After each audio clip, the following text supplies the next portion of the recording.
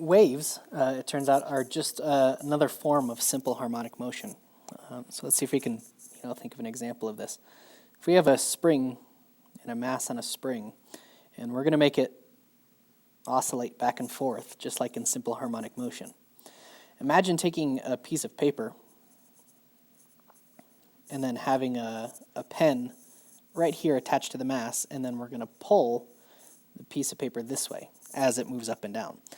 So as it moves up and down, it's going to go up and down and up and down and up and so on and so forth.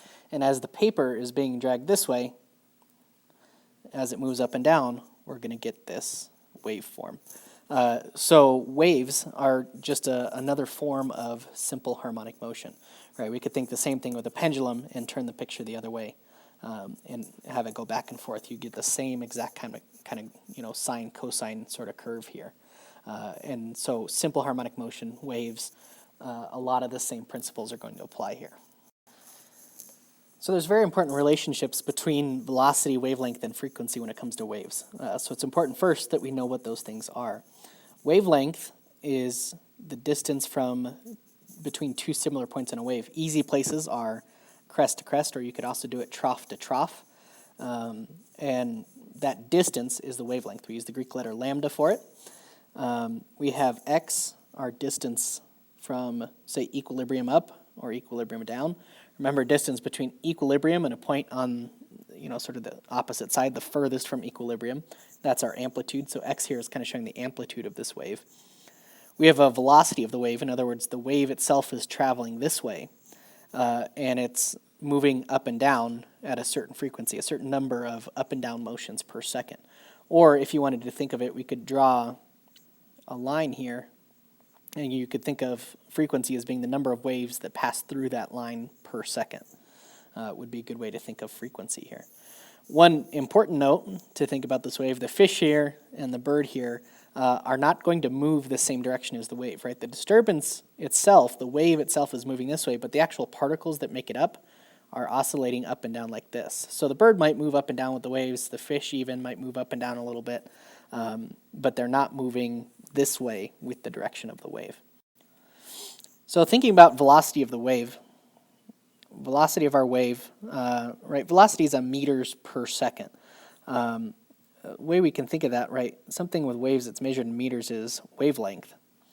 And time, we usually talk about period. So velocity is wavelength over period, right? Sort of how many wavelengths, how quickly do these wavelengths move is a good way to think of this. But we usually write it a little bit differently, right? Remember that period is equal to 1 over frequency. And we usually don't talk about period when we talk about waves. We talk about frequency instead. So we usually write this equation as velocity equals frequency times wavelength. So something like that, or wavelength times frequency. And that's an equation that we can use for any type of wave, regardless of what it is. There are two types of waves that we need to understand. The first is a transverse wave.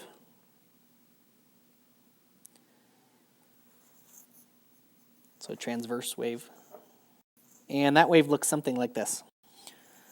So imagine taking a slinky and just moving it up and down like this, and the wave will propagate this direction, so that's the velocity of the wave is that way, and you get these nice up and down waves. So the important thing to remember with transverse waves is that the direction of particle motion, so up and down, is perpendicular to the direction of the wave's travel. So the wave travels this way, but the particles that make up the wave are traveling up and down, and so those are perpendicular to each other. As opposed to the other type of wave we have is a longitudinal wave.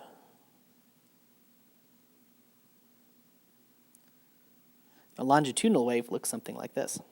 So imagine now taking the same slinky, but instead of moving up and down, you're going to move your hand back and forth. And as you do, you're going to get these little areas of compression and these little areas where it's not compressed. And these little compression areas, right, every time you move your hand forward is going to create one of these areas of compression. So just like we had peaks and troughs over here with our longitudinal wave, you can think of compression as being like a peak and the middle part here being like a trough where there's the least amount of compression.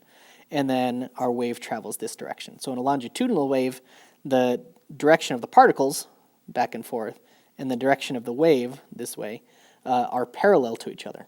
So transverse, we have perpendicular motion and velocity. Longitudinal, we have parallel motion and velocity.